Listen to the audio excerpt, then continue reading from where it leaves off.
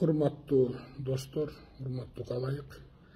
Мына алтын боюнча бир пикир айтсам, элдердин баары мени урушуп атат да.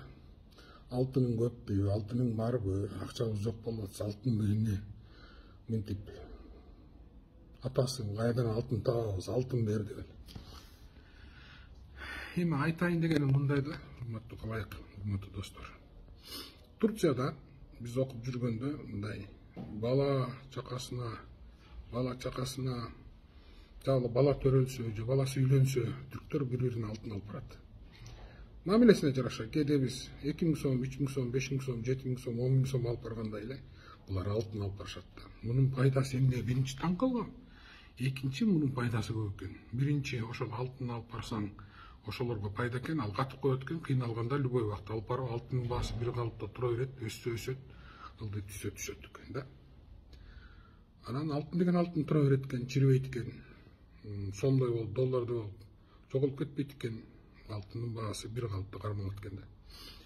Анысыңардай эле мына Кыргызстанда 1 граммдан 100 граммга чейин, анан башка 1 килограмм, 10 килограммга чейин алтындар чыга баштады да.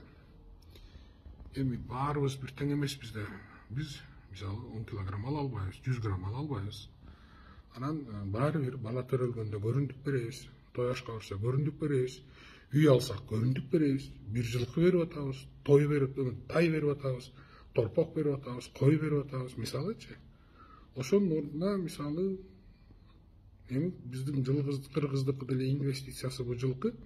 Ошонун ордуна биз мындай алтын берели деген пикирди киргиздим. Себеби биринчиден алтынды алсак, алтынды биринчиден экономикага жан берет, акча түшөт экономикага, экинчиден ошол алып барган үйгө кандайдыр бир инвестиция болуп калат эле да.